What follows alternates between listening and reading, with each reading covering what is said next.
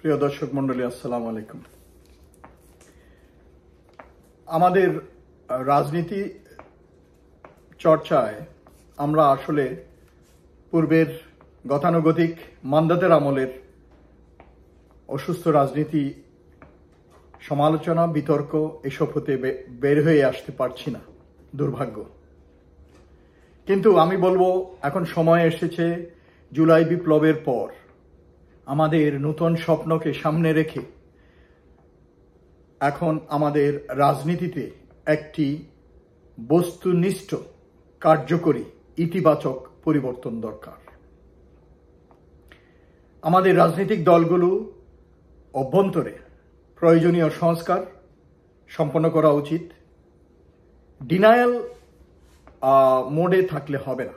আমাদের প্রতিটি রাজনৈতিক দলেরই ডিনায়াল মোডে থাকলে, ডিনাই করলে হবে না। আমাদের প্রতিটি দলের মাঝে যেসব দুর্বলতা, যেসব সংস্কারযোগ্য বিষয় আছে, এগুলো সংস্কার করা উচিত, পরিবর্তন করা উচিত। আমাদের প্রত্যেকটি রাজনৈতিক দলের সবচেয়ে বেশি জরুরি ওটা হচ্ছে যে রাজনৈতিক শৃঙ্খলা। কেউ ইচ্ছামতো লাগামহীনভাবে যেখানে সেখানে কথা বলে পার্টির নেতৃত্ব বা পার্টি দলের ভাবমূর্তি ক্ষুণ্ণ করার প্রয়াস পাবে না। কেউ যদি এইসব ক্ষেত্রে কোনো লিমিট ক্রস করে, সীমা লঙ্ঘন করে, তাদেরকে সতর্ক করে দিন বা দলের পক্ষ থেকে তাদের বিরুদ্ধে শৃঙ্খলামূলক ব্যবস্থা নেওয়া হোক। এরকম যদি না করেন, একজন লোক সন্ত্রাসী এবং জনগণের কোনো কাজে আসে না, বিভিন্নভাবে সে এলাকায় ভোট ম্যানেজ করতে পারে বলে তাকে আপনি বারবার একই এলাকায় নমিনেশন দেবেন, এটা ঠিক না।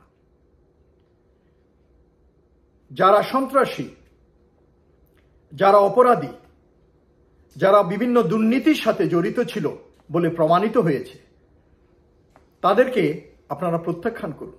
পার্টিতে থাকুক, অসুবিধা নাই, কিন্তু তাকে আপনি আবার দলের পক্ষ থেকে, তার এলাকা থেকে তাকে নমিনেশন দেবেন, সেটা ঠিক নয়। অন্যদের জন্য, অন্য যারা সৎ এবং দেশপ্রেমিক, জনগণের এবং এলাকার উন্নতির জন্য নিঃস্বার্থভাবে কাজ করার জন্য তৈরি, তাদেরকে আপনারা এইবারের নির্বাচনে তাদেরকে মনোনয়ন দান করা উচিত। প্রত্যেকটা দল এ বিষয়ে খেয়াল রাখতে হবে। যদিও আমি জানি যে, যেমন শুনেছি, জামাত ইসলামী একটা ক্যাডার ভিত্তিক সংগঠন, তারা ওই ধরনের টাকা বা মনোনয়ন বাণিজ্য এইসবে তারা যায় না। কিন্তু অন্যান্য অনেক দল আছে যারা মনোনয়ন বাণিজ্য করে, যে যত টাকা দিতে পারবে তাকে তার এলাকায় মনোনয়ন দান করবেন।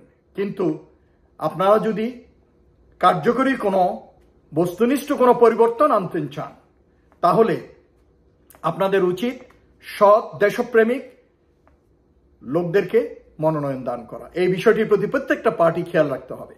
আপনারা জানেন আপনাদের দলের ভিতরে দুর্নীতিবাজ কে, আপনারা জানেন আপনাদের দলের ভিতরে সন্ত্রাসী কে, আপনারা জানেন আপনাদের দলের ভিতরে কারা ক্ষমতালোভী এবং স্বার্থলোভী। তাদেরকে আপনারা বর্জন করতে হবে এবং নূতন নেতৃত্ব যারা দেশপ্রেমিক, তাদেরকে দায়িত্ব দিতে হবে। তারপর মনে করেন একজন আরেকজনের বিরুদ্ধে, এক দল আরেক দলের বিরুদ্ধে ফাটাফাটি, হানাহানি, সন্ত্রাসী, এসব করে কোনো লাভ নেই। কারণ যার ভাগের পিঠা সে সেটাই পাবে। আমি সব সময় বলি যে জনগণ আপনাকে ভোট দেওয়ার, সে আপনাকে ভোট দিবে। যেই জনগণের যেই অংশ অন্য দলকে ভোট দেওয়ার, সে তাকে দিবে, আপনাকে দিবে না। তো সেই জন্য যার যার ভাগের পিঠা আপনারা পাবেন।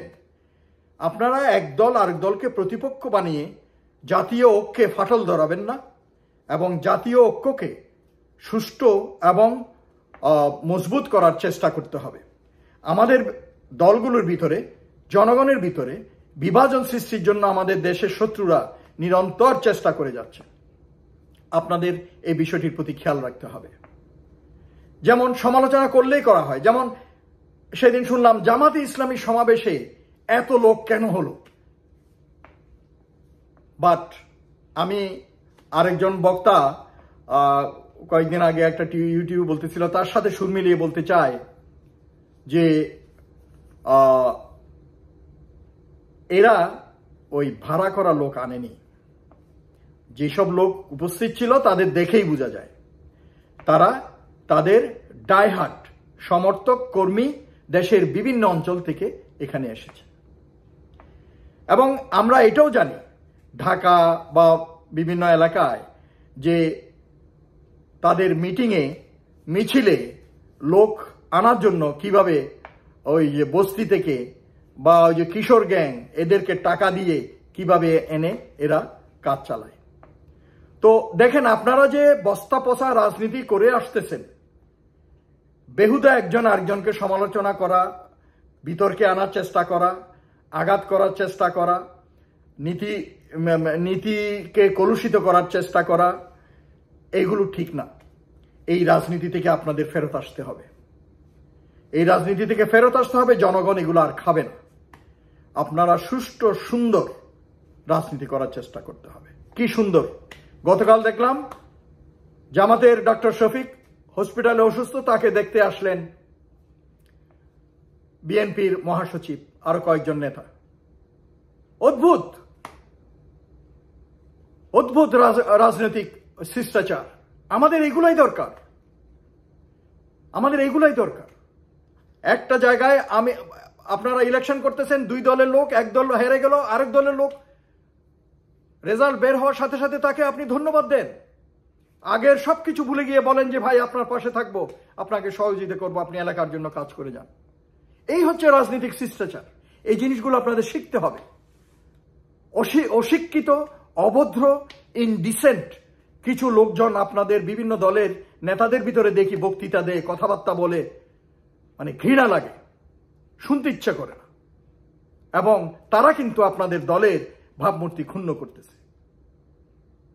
আপনাদের কারো ব্যক্তিগত আক্রমণ করার দরকার নাই। এনসিপির বাচ্চা ছেলেরা, তোমাদেরকে রাজনীতি শিখতে হবে। তোমরা চকরিয়াতে গিয়ে সালাউদ্দিনের এলাকা, ওইটা তোমরা তার বিরুদ্ধে কথাবার্তা বলতেছো। তার এলাকা না হলেও একজন নেতা, সে তোমাদের সিনিয়র, তোমরা তার নামে ভাবে ব্যক্তিগত আক্রমণ করার, চরিত্র হননকারী মন্তব্য করার কোনো দরকার নাই। You don't gain anything. লোকজন এইসব থেকে তোমাদের প্রতি আরো সমর্থন হারাবে। সুন্দর সুষ্ঠু রাজনীতি করার চেষ্টা করতে হবে। সুস্থ রাজনীতি, সুস্থ হেলদি পলিটিক্স। তারপর অনেক রাজনীতিবিদকে আমরা দেখি, অনেক পার্টির, তারা যেমন বিএনপির তারেক রহমানকে নিয়ে বিরূপ মন্তব্য করতেছে। What you gain? You don't gain anything. Tarek রহমানকে বা অন্য দলের অন্য নেতাকে আপনারা যদি এভাবে গালাগালি করেন, আউলফাউল কথা বলেন, তাহলে তো হবে না। সবার কিন্তু ত্যাগ তিতিক্ষা আছে তার অবস্থান থেকে। তারেক রহমানের কথাই যদি বলেন, তারও ত্যাগ তিতিক্ষা আছে। যদিও সে বিদেশে গিয়ে আছে, কিন্তু তার ত্যাগ তিতিক্ষার ফলশ্রুতিতে বেগম খালেদা জিয়া, তার ত্যাগ তিতিক্ষা আছে। সে তার একটি সন্তানকে হারিয়েছে, সে দেখতে পারে নাই, সিঙ্গাপুরে মারা গেছে। তার ছেলেকে পিটাইয়ে কোমর ভেঙে দেশ থেকে বের করে দিয়েছে, তাকে দেখতে দেয় নাই। বিগত 16-17 বছর পর তাদের মা ছেলের এতদিন পর দেখা হয়েছে। তো তারপরে এই যে বিভিন্ন ইন্টারোগেশনের সময় বা এর সময় তারেক রহমানের যে ত্যাগ ছিল, এইভাবে অনেক নেতাকর্মীর বিভিন্ন জায়গায়, তারপরে এই যে মিডিয়ার লোক বলেন, রাজনৈতিক ব্যক্তিত্ব বলেন, তারপরে যারা বিভিন্ন মিডিয়ায় কথাবার্তা বলে, সাংবাদিক বলেন, সবাই কিন্তু যার যার অবস্থানে গত 16 বছরে নিপীড়নের শিকার হয়েছে। কাজেই কাউকে হেয় করে দেখার কোনো স্কোপ নেই। আমি যেটা করছি এটাই সবচেয়ে বেশি, এবং এইটা এই মনোভাব থেকে আমাদেরকে বের হয়ে আসতে হবে। সবাইকে তার সম্মান দিতে হবে, রেসপেক্ট করতে হবে। We have to respect each other. আমরা যদি একজন আরেকজনকে সম্মান করতে না জানি, সম্মান দিতে না জানি, তাহলে আপনাকে কেউ সম্মান করবে না। কাজেই সেই জন্য পুরনো রাজনীতির সেই নোংরা গতিধারা থেকে বের হয়ে এসে আমাদেরকে সুস্থ রাজনীতি চর্চার চেষ্টা করতে হবে। দুর্নীতি মুক্ত বাংলাদেশ গড়তে হবে।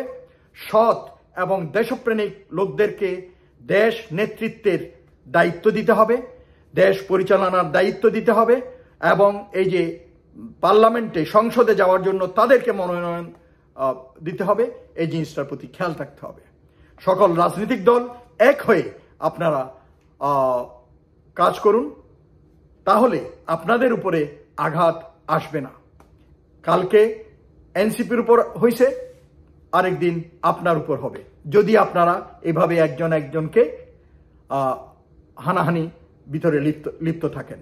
কারণ দেশের শত্রুরা চায় দেশের বিভাজন সৃষ্টির জন্য, এবং আপনারা যদি এক না থাকেন তাইলে এই বিভাজিত সমাজকে তারা টুকরো টুকরো করে দেবে এবং আমাদের দেশের স্বাধীনতা সার্বভৌমত্ব হুমকির মুখে দাঁড়াবে। সকলে ভালো থাকুন, ঐক্যবদ্ধভাবে নিজেদের পার্টির সংস্কার করুন, দেশকে একটি গণতন্ত্রের পথে উত্তরণের জন্য, একটা সুন্দর সুষ্ঠু নির্বাচনের জন্য তার পূর্বে যেই সব কাজগুলো করা দরকার, যেমন বিচার সংস্কার, ওগুলো দ্রুত শেষ করে আমাদেরকে আমাদের দেশ বিনির্মাণের জন্য এগিয়ে যাওয়া উচিত। আসসালামু আলাইকুম।